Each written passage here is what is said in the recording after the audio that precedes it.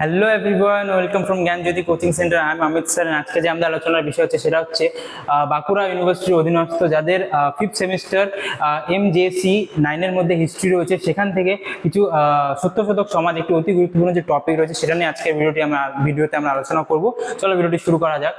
যেখানে আমরা প্রথমে জানবো এই যে সত্যশোধক সমাজের এর যে ভূমিকা এবং এর প্রেক্ষাপট, যেটা প্রতিষ্ঠা হয়েছিল 1873 সালের 24শে সেপ্টেম্বর মহারাষ্ট্রে জ্যোতিরাও ফুলের দ্বারা নেতৃত্বে এটা প্রতিষ্ঠা হয়েছিল, যার ইংরেজি নাম হচ্ছে ট্রুথ সিকার্স সোসাইটি, মানে সত্য খোঁজার একটি যে সোসাইটি সংগঠন। এছাড়া মূল উদ্দেশ্য কি ছিল? নিম্নবর্গের মানুষদের ওপর ব্রাহ্মণ শ্রেণীর সামাজিক ও অর্থনৈতিক শোষণ ছিল তার মুক্তি ছিল মূল কারণ। এর পরবর্তীতে সামাজিক সাম্য যে আরেকটি বিষয় ছিল, যেখানে সমাজের সকল স্তরের মানুষের মধ্যে সাম্য, মর্যাদা, ন্যায় বিচার প্রতিষ্ঠা করা ছিল এই সংগঠনের মূল যে লক্ষ্য। এখানে আমরা দেখলাম কবে প্রতিষ্ঠা হয়েছিল 1873 সালের 24শে সেপ্টেম্বর। এর ইংরেজি নাম কি ছিল? Truth seekers society. মূল উদ্দেশ্য কি ছিল? ব্রাহ্মণদের আধিপত্য থেকে মুক্তি এবং সামাজিক সাম্য, যেখানে সকলের একই অধিকার মর্যাদা ছিল এর আরেকটি উদ্দেশ্যের মধ্যে একটি। দ্বিতীয়, আমরা পরবর্তী টপিকে যে আছে বিষয়টি সেটা দেখবো, যেটা হচ্ছে এর মূল উদ্দেশ্য এবং এর আদর্শ কি ছিল। ব্রাহ্মণতন্ত্রের বিরোধিতা, হিন্দু ধর্মের নামে চলা যে পুরোহিততন্ত্র বা ধর্মান্ধতার তীব্র বিরোধিতা করা হয়। নিম্নবর্গের ওপর উচ্চবর্ণের যে শোষণ এবং আধিপত্য চলছিল তা সম্পূর্ণ বন্ধ করা এই আন্দোলনের প্রধান লক্ষ্য ছিল। হিন্দু ধর্মের নামে যে ব্রাহ্মণতন্ত্র চলছিল বা ব্রাহ্মণদের আধিপত্য চলছিল এবং নিম্ন বর্ণের বা দারিদ্রদের উপর যে শোষণ চলছিল, যা আধিপত্য চলছিল, অত্যাচার চলছিল, তার বিরুদ্ধে এই আন্দোলনটি গড়ে ওঠে বা এই সংগঠনটি গড়ে ওঠে। এর পরবর্তীতে যেটা ছিল হচ্ছে সামাজিক সমতা, জাতিভেদ প্রথা সম্পূর্ণভাবে দূর করে সমাজের সকল স্তরের মানুষের সমান অধিকার এনে দেওয়ার জন্য এই সমাজের সংগ্রাম শুরু হয়েছিল। বিশেষ করে শূদ্র এবং অতি শূদ্রদের সামাজিক মর্যাদা ফিরিয়ে দেওয়াই ছিল এর মূল ব্রত। এখানে বলা হয়েছে যে ব্রাহ্মণদের বিভিন্ন আধিপত্য বা উচ্চ বর্ণের আধিপত্য থেকে নিম্ন বর্ণের বা অতি নিম্ন বর্ণের, মানে ক্ষুদ্র একদম নিচু স্তরের মানুষের বিভিন্ন অধিকার নিয়ে অধিকারকে প্রতিষ্ঠা করা, বৃদ্ধি করাই ছিল এই যে আন্দোলন বা এই যে সংগঠনের মূল আদর্শ। পরবর্তীতে আমরা দেখবো হচ্ছে নারী শক্তি এবং সংস্কার। এই যে সত্যশোধক সমাজ ছিল, এর মধ্যে নারীদেরকে নিয়েও বিভিন্ন ধরনের কাজ করা হয়েছে এবং তাদের মর্যাদা নিয়েও বিভিন্ন ধরনের কাজ করা হয়েছে। সেখানে প্রথমে রয়েছে শিক্ষার প্রসার, নারী শিক্ষা বিস্তার এবং বাল্যবিবাহ বন্ধের পক্ষে সমাজ তীব্র আন্দোলন গড়ে তোলে। জ্যোতিরাও ফুলে এবং তার স্ত্রী সাবিত্রীবাই ফুলে নিম্নবর্গের মেয়েদের জন্য দেশের প্রথম স্কুল চালু করেন। এই ঐতিহাসিক পদক্ষেপটি সমাজের অবহেলিত নারীদের মুক্তির পথ প্রশস্ত করে। জ্যোতিরাও ফুলে এবং তার স্ত্রী সাবিত্রীবাই ফুলে বিভিন্ন ধরনের নারী শিক্ষা প্রসারের জন্য বিভিন্ন ধরনের কাজ করে। তারা বিদ্যালয়ে প্রথম স্কুল তৈরি করে, নারী শিক্ষা বিস্তার এবং বাল্যবিবাহ রোধ করার জন্য এই যে সংগঠনটি রয়েছিল বিভিন্ন ধরনের পদক্ষেপ গ্রহণ করেছিল। এর পরবর্তীতে আমরা দেখবো হচ্ছে যে ধর্মীয় কুসংস্কার দূরীকরণ। তারা ধর্মীয় যে বিভিন্ন ধরনের কুসংস্কার ছিল, অন্ধবিশ্বাস ছিল, সেগুলি দূরীকরণের জন্য বিভিন্ন ধরনের পদক্ষেপ গ্রহণ করেছিল, যেখানে সরাসরি যোগাযোগ, ঈশ্বরের সঙ্গে মানুষের যোগাযোগের জন্য কোনো মধ্যস্থতাকারী বা পুরোহিতের বিন্দুমাত্র প্রয়োজন নেই। সমাজে এই বিপ্লবী বিশ্বাসটি দৃঢ়ভাবে প্রচার করা হয়। এখানে বলা হয়েছে যে ঈশ্বরের কাছে যাওয়ার জন্য বা ঈশ্বরের প্রার্থনা বা উপাসনার জন্য কোনো মধ্যস্থভোগী বা কোনো পুরোহিতের দরকার নেই।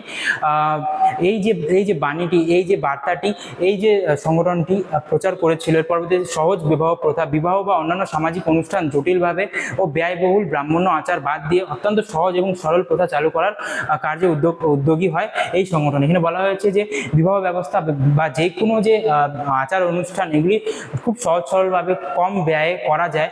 এটা এই যে সমাজ ছিল বা এই যে সংগঠনটি ছিল, এটা এই বাণীটিও প্রচার করেছিল তারা।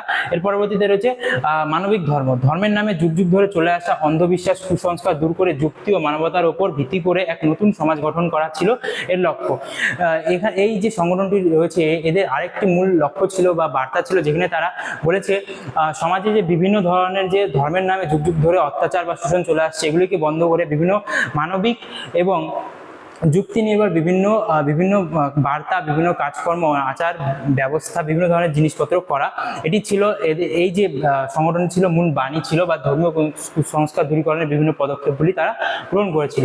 এর পরবর্তীতে যেটা রয়েছে মুখপত্র প্রচারের মাধ্যম, দীনবন্ধু পত্রিকা ছিল এর একটি মাধ্যম। তাদের বিভিন্ন বার্তা বা বিভিন্ন ধরনের কথাবার্তা প্রচারের একটি মূল মাধ্যম, যেখানে সত্যশোধক সমাজের চিন্তা ভাবনা সাধারণ মানুষের কাছে পৌঁছে দেওয়ার জন্য দীনবন্ধু নামে একটি পত্রিকা নিয়মিত প্রকাশ করা হতো। এর সম্পাদনার দায়িত্বে ছিলেন কৃষ্ণরাও ভালেকার, যিনি সম্পাদনা করতেন এবং সত্যশোধক সমাজের বিভিন্ন বাণীগুলি প্রচার করতেন বা সাধারণ মানুষের কাছে পৌঁছে দেওয়ার চেষ্টা করতেন বা পৌঁছে দিতেন। তারপরে আছে গোলামগিরি গ্রন্থ, জ্যোতিরাও ফুলের লেখা বিখ্যাত গ্রন্থ গোলামগিরি এই আন্দোলনের একটি মূল প্রেরণা ও আদর্শিক ভীতি হিসেবে কাজ করেছিল।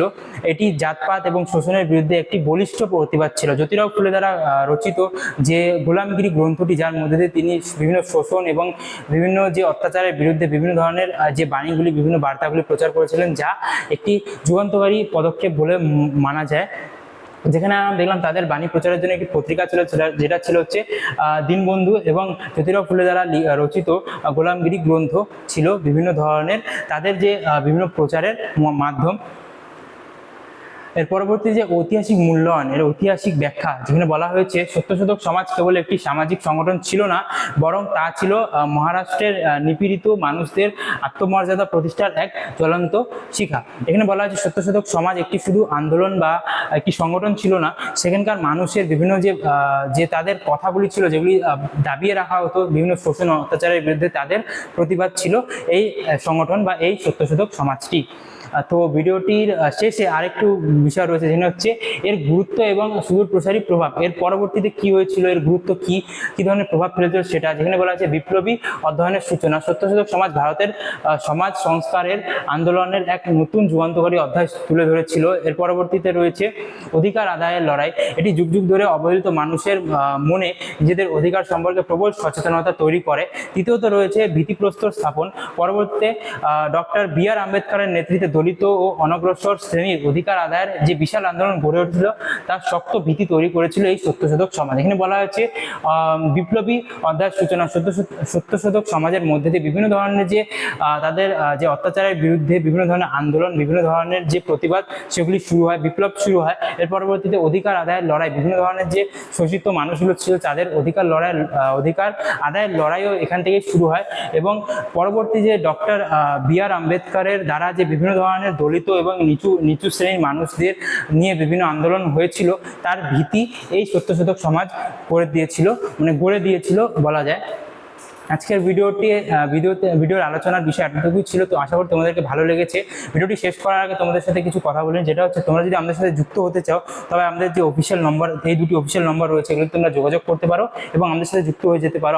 আমাদের সাথে যুক্ত হলে তোমরা কি পেয়ে যাচ্ছ, প্রপার গাইডেন্স পেয়ে যাচ্ছ, রেকর্ডেড ক্লাসেস পেয়ে যাচ্ছ, হাই কোয়ালিটি নোটস পেয়ে যাচ্ছ এবং 100% কমন সাজেশন পেয়ে যাচ্ছ। এছাড়া তোমরা আমাদের যে অফিসিয়াল অ্যাপ রয়েছে, যেটা ডেভেলপিং পিরিয়ডে রয়েছে, এটার মধ্যে থেকে তোমরা আমাদের সাথে যুক্ত হতে পারো। আশা করি তোমাদেরকে আমার আজকের এই আলোচনাটি ভালো লেগেছে। দেখা হচ্ছে নেক্সট ভিডিওতে। Thank you.